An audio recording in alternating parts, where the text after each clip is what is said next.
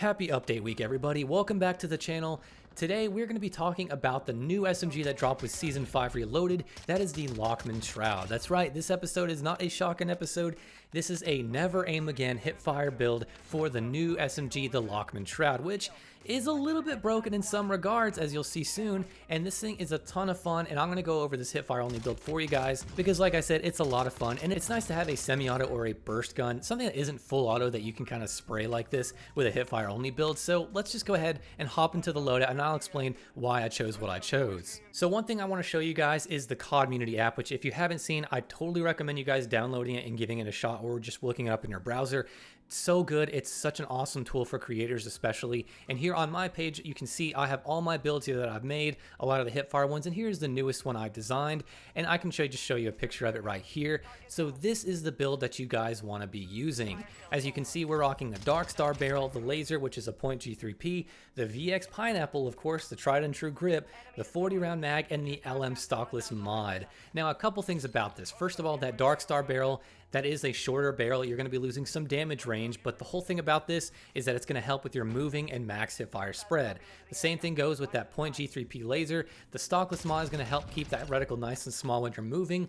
Now with the Underbarrel, there's been a few different people telling me that some grips are better than others, and so I want to kind of narrow it down for a lot of us, because even I got confused at one point by it. But basically, if you want the best Underbarrel grip for something where you don't need recoil, if it doesn't matter like a shotgun, like the Bryson 800, you don't need recoil, you can use the Cronin Groove Shot grip. I've been pointed out that that basically doesn't hurt your aim down sight speed, but it also doesn't give you any recoil control, and it helps your hipfire spread the same as the other grips. So it's perfect for those type of guns.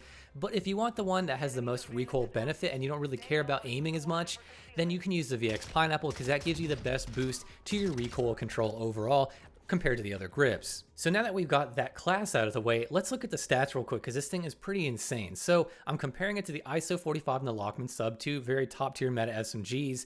Now if we look down here at the time to kill graph, you'll see that the Lachmann Shroud is actually the lowest of the bunch at 524, and this is with the burst mode enabled, and this is chest shots, keep in mind.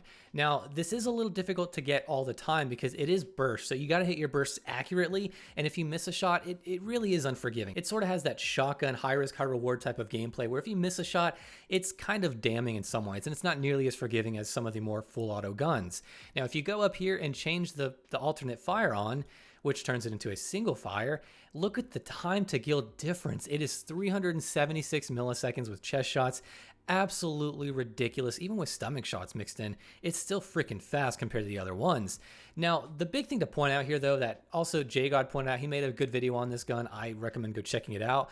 Basically, 638 is the RPM max that you can hit with your trigger finger, which is not realistic. You cannot hit this that fast, that consistently all the time. Even if you have a fast trigger finger, it's just not going to happen. So it's just not really practical. If you want to find a practical time to kill for you, what you could do is, like JGod did, is go to the click speed test, and what you can do is take this, clicks in 1 second. Oh my God, get out of here, ads. And all you can do is just hit restart, click in here, see how many you get. I got 9 clicks a second, so I'm a rabbit apparently. And then you can take that number and multiply it by 60, so you get 9 clicks times 60, and that'll give you your sort of theoretical time to kill if you're hitting your shots well. So that's a good way if you want to calculate it, but basically it's not super realistic that you're going to hit this all the time.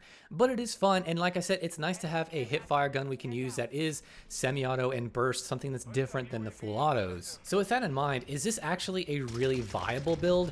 I want to say yes, mainly if you're a mouse and keyboard player. It does work well with aim assist, but of course this is a pretty high risk, high reward SMG. Even though it's got some really ridiculous time to kills with both of its fire modes, it's one of those where if you miss a shot or if you're kind of off with your aim, it's not nearly as forgiving as something like the ISO 45 or even the Lachmann Sub. It's cool that we got this SMG. It's really nice. I actually like when they introduce new mechanics and actually have something that's more kind of just interesting than just another boring full auto AR or SMG. It's cool when they mix it up a little bit, and so I'm happy to see this gun.